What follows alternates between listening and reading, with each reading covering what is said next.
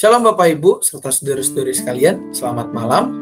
Mari sebelum kita mengakhiri aktivitas kita hari ini, kita merenungkan sebuah firman Tuhan yang diambil dari Yesaya 26 ayatnya yang keempat. Yesaya 26 ayat 4, demikian bunyi firman Tuhan. Percayalah kepada Tuhan selama-lamanya, sebab Tuhan Allah adalah gunung batu yang kekal. Sekali lagi kita baca bersama, Yesaya 26 ayat 4, percayalah kepada Tuhan selama-lamanya, sebab Tuhan Allah adalah gunung batu yang kekal. Umat yang dikasihi oleh Tuhan Yesus Kristus, bagian ini merupakan sebuah sapaan Nabi Yesaya kepada umat Israel. Sebuah ajakan yang mengajak mereka untuk percaya kepada Tuhan selama-lamanya.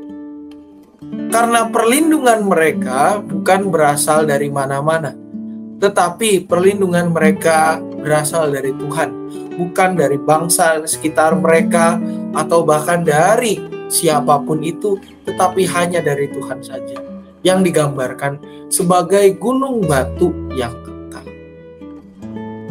Pada masa itu, Bapak Ibu, tentu kita masih mengingat bersama bagaimana kehidupan Israel setelah terpecah menjadi dua kerajaan. Mereka hidup di dalam ketidaktentraman, juga kebobrokan moral, serta ancaman dari bangsa sekitar.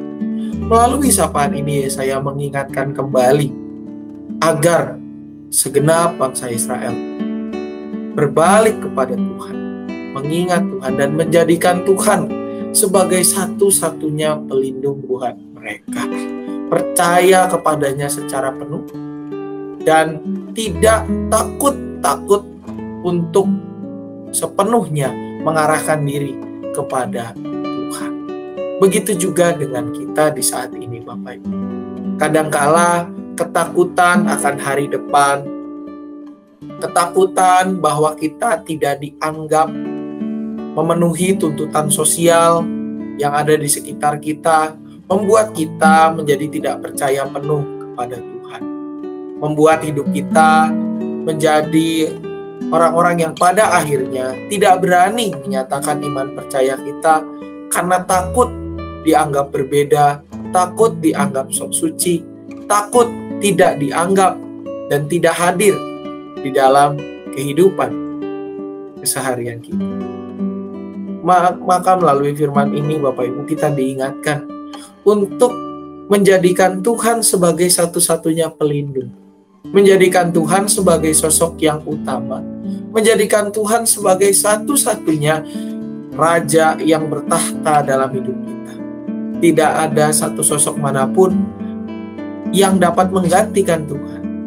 Sekalipun kita hidup berbeda dengan rekan-rekan kita, tetapi ketika kita hidup di jalan Tuhan dan menyatakan, dengan berani menyatakan iman percaya kita lewat keseharian kita yang bisa diteladankan kemudian, itu menjadikan kita sebagai orang-orang yang telah menyatakan Tuhan, menjadikan Tuhan sebagai satu-satunya Tuhan yang bertahta di atas segala sesuatunya.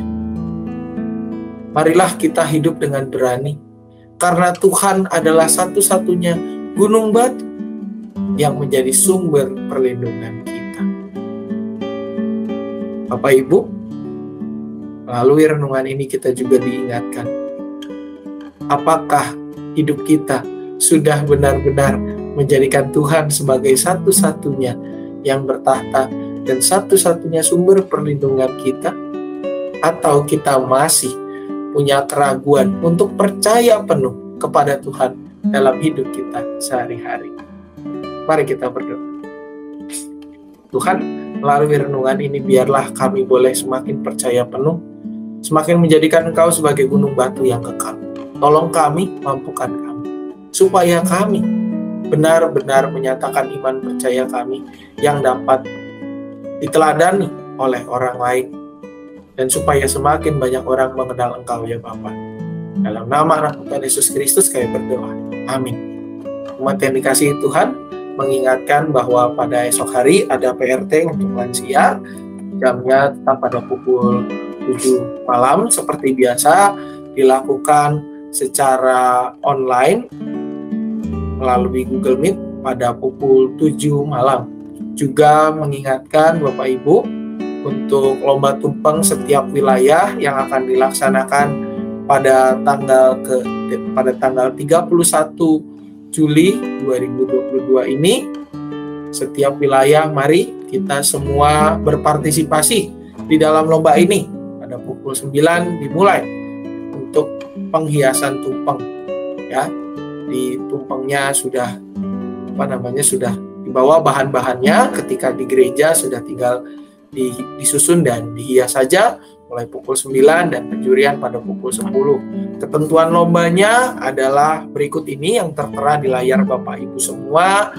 Dan marilah kita menggerakkan wilayah kita untuk menyemarakkan ulang tahun GKI Cicurug yang ke-55 ini.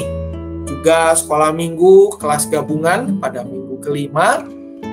Akan ada permainan juga di sana yang tentu membuat anak-anak kita semakin semangat dan semakin bersukacita. Kita juga dorong anak-anak kita khususnya kelas 3 sampai dengan kelas 3 SD sampai kelas 2 SMA, anak-anak sekolah minggu kita untuk ikut ibadah onsite. Juga anak-anak remaja kita 3 SMP, 3 SMA untuk ikut ibadah onsite. Dan untuk mulai bulan Agustus, bulan depan tanggal 7, kelas 1 sampai 2 SD atau kelas Daud sudah mulai kembali beribadah sekolah minggu secara onsite. Mari kita juga mendukung anak-anak kita untuk ikut di sana. Kiranya ini semua menjadi pemberitahuan dan menjadi berkat buat kita semua. Selamat malam, selamat beristirahat. Tuhan Yesus memberkati.